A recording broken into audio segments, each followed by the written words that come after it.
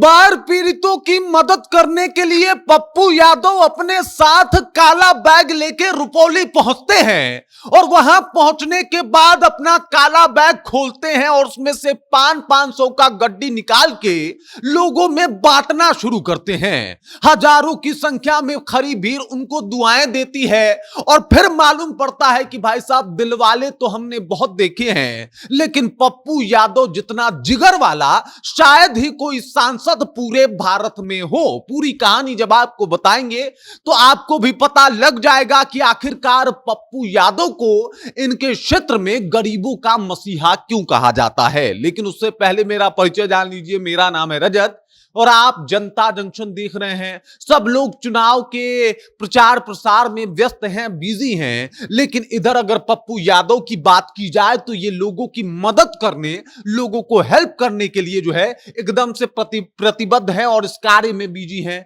आप देख सकते हैं, चाहे रात हो या फिर हो दिन, हर टाइम पप्पू यादव अवेलेबल हैं बाढ़ पीड़ितों के लिए। और ऐसे अवेलेबल नहीं है कि लंबा चौड़ा जाके भाषण दे दिया, बल्कि अवेलेबल ऐसे हैं कि तन मन और धन तीनों जो है बाढ़ पीड़ितों पे एकदम अपना निछावर करते हुए दिखाई दे रहे हैं। पप्पू यादव देख सकते हैं कि किस तरीके से कहीं कार रोक के लगातार महिला या पुरुष या बच्चियां सब में पैसा बांट रहे हैं, क्योंकि ये तमाम लोग बाढ़ पीड़ित हैं और बाढ़ की समस्याओं से गुजर रहे हैं।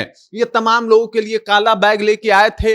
उस काला बैग में भर बैग पैसा था और वो पूरा पैसा जाके रुपौली में बांट आए, क्योंकि रुपौली में अभी बाढ़ की स्थिति है और रुपौली जो है वो पूर्णिया के क्षेत्र में ही आता है, यानी पप्पू यादव के संसदीय क्षेत्र में आता है।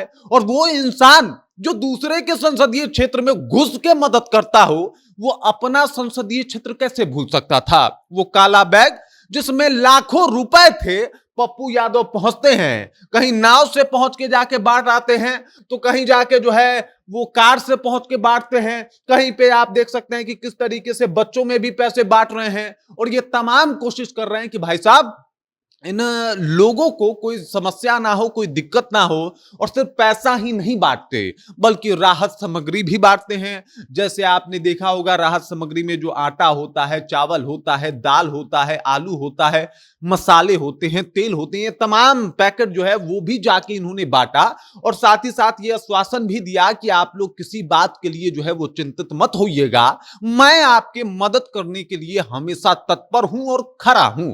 अब इस बात पे एक नजर आप डालिएगा तो आपको अंदाजा लग जाएगा कि भाई साहब पप्पू यादव जो काम करते हैं वो काम बहुतों के बस के बाहर की बात है।